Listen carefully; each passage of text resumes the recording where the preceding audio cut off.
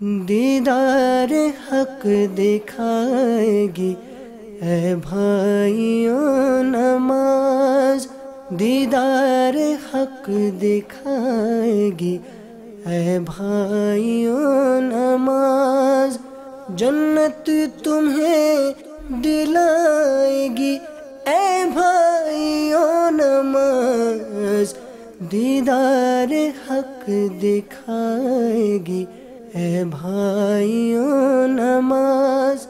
الحمدللہ رب العالمین والصلاة والسلام على سید المرسلین، اما بعد فاعوذ باللہ من الشیطان الرجیم، بسم اللہ الرحمن الرحیم، الصلاة والسلام علیک یا رسول اللہ وعلى آلك وصحابك يا حبيب الله، الصلاة والسلام عليك يا نبي الله وعلى آلك وصحابك يا نور الله، نویت سنت الاعتکاف۔ نبیوں کے سلطان رحمت عالمیان سردار دو جہان مکی مدنی سلطان صلی اللہ تعالی علیہ وآلہ وسلم کا فرمان رحمت نشان ہے، جس نے مجھ پر 10 مرتبہ درود پڑھا اللہ تعالی اس پر 100 رحمتیں نازل فرماتا ہے۔ صلو علی الحبیب صلی اللہ تعالی علی محمد۔ سرکار مدینہ راحت قلب و سینہ فیض گنجینہ باعث نزول سکینہ صاحب معطر پسینہ صلی اللہ تعالی علیہ وآلہ وسلم کا فرمان با قرینہ ہے، نیت المؤمن خیر من عملہ، مومن کی نیت اس کے عمل سے بہتر ہے۔ عالم نیت شیخ طریقت امیر اہل سنت بانی دعوت اسلامی ارشاد فرماتے ہیں، نیک و جائز کام بغیر اچھی نیت کے کار ثواب نہیں ہوتا۔ نیک و جائز کام میں جس قدر اچھی نیت زیادہ اسی قدر ثواب بھی زیادہ۔ نیز امیر اہل سنت نے اس پرفتن دور میں آسانی سے نیکیاں کرنے اور گناہوں سے بچنے کے مراحل پر مشتمل شریعت و طریقت کا جامع مجموعہ بنام مدنی انعامات بصورت سوالات عطا فرمایا۔ ان میں سب سے پہلا مدنی انعام نیت و ہی کا عطا فرمایا۔ اللہ عز و جل کی رضا پانے اور ثواب کمانے کے لیے اچھی نیتیں کر لیجئے۔ یہ بیان اللہ رب العالمین عز و جل کی رضا کے لیے کروں گا سنوں گا۔ جو مسئلہ بیان کیا گیا اس پر عمل کروں گا، صحیح طور پر سمجھ گیا تو دوسروں کے آگے بیان کر کر نیکی کی دعوت پھیلانے کے ثواب کا حقدار بنوں گا، علم دین حاصل کروں گا۔ جو مسئلہ سمجھ میں نہ آیا علماء اہل سنت دارالافتاء اہل سنت سے رابطہ کروں گا۔ الی غیر ذالک من نیات کثیرہ، جس قدر نیتیں زیادہ اسی قدر ثواب بھی زیادہ انشاءاللہ عز و جل۔ مزید اپنے لیے نیتیں بڑھا لیتا ہوں، غلطی کی صحیح نشاندہی پہ فوراً ازالہ کر لوں گا۔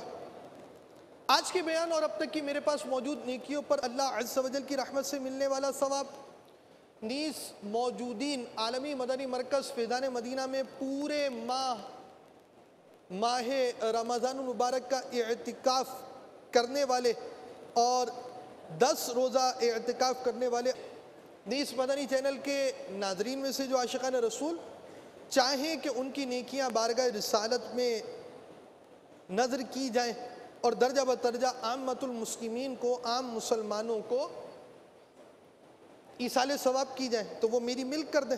آپ کی نیت کرنا کافی ہے۔ جنہوں نے نیت کی علم الہی میں ہے ان کا بھی ثواب بوسیلہ رحمت للعالمین برائے جناب رسالت مآب انبیاء و مرسلین، خلفاء راشدین، امہات المؤمنین، شہیدان و اسیران کربلا، تمام صحابہ و تابعین و تبع تابعین، ائمہ مجتہدین، خصوصاً ائمہ اربعہ اور ان کے مقلدین، سلاسل اربعہ کے مشائخ و مریدین، مدنی قافلوں کے مسافرین، مدنی انعامات کی عاملات و عاملین، تمام مسلمات و مسلمین، مؤمنات و مؤمنین، خصوصاً سرکار اعلیٰ حضرت اور امیر اہل سنت آمین و آلہ وسلم، بیان کا سلسلہ ہے مکمل بیان بالصواب، یعنی درست طور پر ہو پائے، یہ ضروری نہیں، بھول کرتا پائیں تو فوراً میری اصلاح فرمائیں۔ صلو علی الحبیب صلی علی محمد۔ نماز کے واجبات کا بیان جاری تھا۔ نماز کے احکام میں بیان کیے گئے اکثر آدھے سے زیادہ کو کہتے ہیں اور اس سے بھی زیادہ کا بیان ہو چکا۔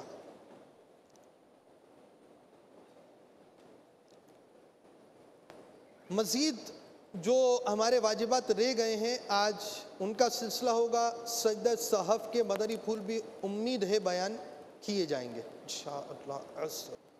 ہر فرض و واجب کا اس کی جگہ ہونا، اسی سے متصل ایک اور مدنی پھول ہوتا ہے جو سجدہ صحف کے بیان میں بیان کیا جاتا ہے، انشاءاللہ عز و جل وہ بھی بیان ہوگا۔ یہاں ایک بات ذہن نشین رکھیں، فرض سے واجب کی طرف لوٹنے کی مختلف صورتیں ہیں، انشاءاللہ عز و جل اگر بن پڑا تو ہم آخر میں بیان کریں گے۔ بعض صورتوں میں فرض سے واجب کی طرف لوٹا جائے گا، لوٹنے کا حکم دیا جائے گا، اس کی تفصیل معلوم ہو جائے تو وہ پھر آسانی رہتی ہے۔ عام طور پر یہ اصول اسلامی بھائیوں کو معلوم ہوتا ہے کہ فرض سے واجب کی طرف نہیں لوٹا جاتا، مگر بعض صورتوں میں فرض سے واجب کی طرف لوٹنے کا حکم ہوتا ہے۔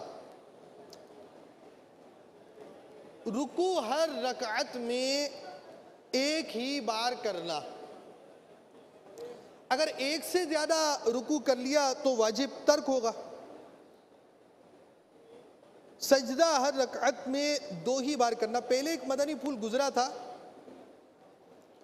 ایک سجدے کے بعد بالترتیب دوسرا سجدہ کرنا۔ اب یہ مدنی پھول یہ ہے کہ سجدہ ہر رکعت میں 2 ہی بار کرنا، یہاں 2 واجبات ہیں، یعنی ایک تو سجدے کے بعد بالترتیب دوسرا سجدہ ہوگا، یہ نہیں ہوگا کہ آپ ایک سجدہ کر لیں اور اگلی رکعت پڑھ لیں اس کے بعد دوسرا سجدہ کریں کہ پہلی رکعت کا سجدہ اب میں کر رہا ہوں۔ دوسری چیز اس میں یہ ہے کہ 2 سے زیادہ سجدے نہیں ہوں گے، ہر رکعت میں 2 سجدے، وہ بھی بالترتیب ایک کے بعد ایک سجدہ کریں، جلسہ کریں، پھر سجدہ کریں، اور 2 سجدوں سے زیادہ سجدے نہیں کیے جائیں گے۔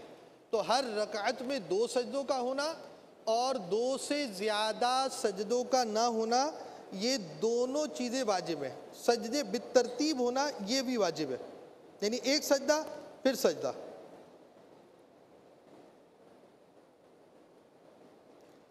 دوسری رکعت سے پہلے قعدہ نہ کرنا۔ قعدہ کس کو کہتے ہیں؟ قعدہ کہتے ہیں جو بیٹھا جاتا ہے اس کو قعدہ کہا جاتا ہے، یا نماز کے قعدے سے مراد وہی ہوتا ہے جہاں التحیات پڑھنے کے لیے بیٹھتے ہیں۔ تو 2 رکعت سے پہلے عام طور پر کوئی نہیں بیٹھتا، اگر آپ پہلی رکعت میں غلطی سے بیٹھ گئے تو سجدہ سہو واجب ہوگا کہ 2 رکعت سے پہلے، دوسری رکعت سے پہلے قعدہ نہ کرنا واجب ہے۔ 4 رکعت والی نماز میں تیسری رکعت پر قعدہ نہ کرنا یہ واجب ہے۔ آیت سجدہ پڑھی ہو تو سجدہ تلاوت کرنا۔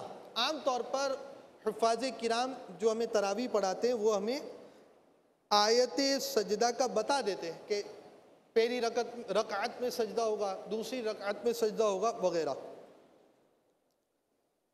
سجدہ سہو واجب ہوا تو سجدہ سہو کرنا، انشاءاللہ عز و جل ابھی اس کا طریقہ بھی دیکھ لیں گے۔ 2 فرض یا 2 واجب یا فرض و واجب کے درمیان 3 تسبیح کی قدر، یعنی 3 بار سبحان اللہ کہنے کی مقدار وقفہ نہ ہونا۔ امام جب قراءت بلند آواز سے کرے یا آہستہ، مقتدی کا چپ رہنا یہ واجب ہے۔ قراءت کے سوا تمام واجبات میں امام کی پیروی کرنا، یعنی جو اذکار واجب ہوتے ہیں وہ ہمیں ادا کرنے ہوں گے۔ امام صاحب نے تلاوت کی تو تلاوت کے لیے مسئلہ یہ ہے کہ ہم امام کے پیچھے تلاوت نہیں، یا امام صاحب تلاوت ہی نہ کریں۔ ظہر کی نماز میں بلند آواز سے تلاوت نہیں کی جاتی، عصر میں بھی نہیں کی جاتی۔ جمعہ، عیدین، یعنی عیدین کا مطلب ہوتا ہے دو عید کی نماز۔ عیدیں تو بہت ساری ہیں، وہ عید جن میں نمازیں پڑھی جاتی ہیں اور عموماً جنہیں عید کا دن کہا جاتا ہے وہ 2 دن ہیں، تو دونوں عید کی نمازیں، جمعہ کی نماز، اسی طرح مغرب، عشاء، فجر، یہ نمازیں وہ ہیں جس میں بلند آواز سے قرات کی جاتی ہے۔ اب امام صاحب نے بلند آواز سے قرات تو کی، آپ کو آواز نہیں آئی، تب بھی آپ قرات نہیں کریں گے۔ اور امام صاحب ایسی نماز ہے جیسے ظہر عصر میں قراءت بلند آواز سے نہیں ہوتی، آپ تک نہیں پہنچی، تب بھی واجب ہے کہ آپ قراءت امام صاحب کے پیچھے نہیں کریں گے۔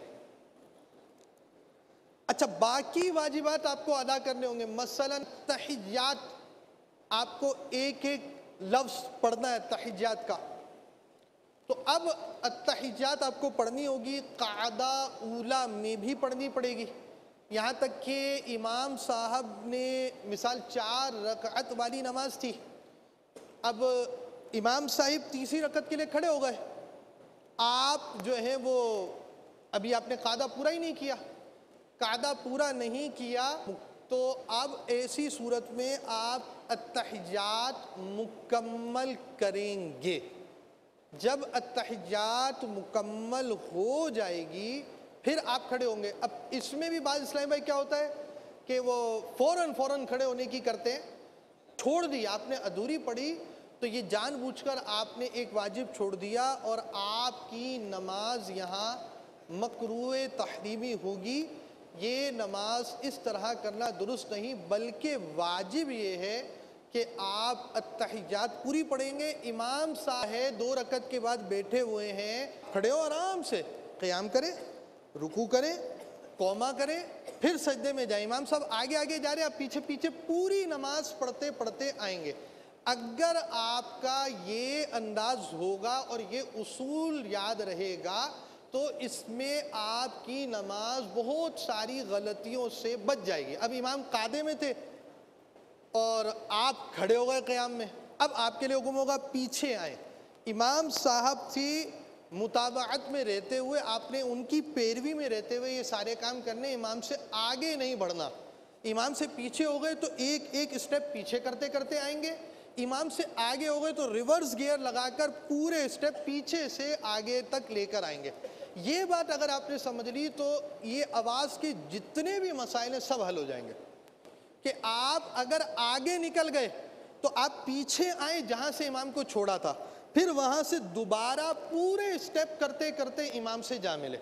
آپ اگر پیچھے رہ گئے تو پریشان نہ ہو، پورے اسٹیپ پورے کریں۔ مقتدی 4 قسم کے ہوتے ہیں۔ مقتدی میں ایک قسم ہوتی ہے لاحق کی، بہرحال اس کی تفصیل ہے، وہ لمبی ہو جائے گی تفصیل۔ مقتدی کے اندر مسبوق بھی ہوتا ہے، لاحق بھی ہوتا ہے، لاحق مسبوق بھی ہوتا ہے، اور مقتدی جو ہے وہ چوتھی قسم اس کی ہوتی ہے پانے والا، کیا کہتے ہیں اس کو؟ بہرحال 4 قسمیں اس کی مقتدی کی بنتی ہیں۔ لاحق وہ ہوتا ہے جس پر یہ عارضہ لاحق ہو، یعنی یہ بات پیش آ جائے کہ وہ امام سے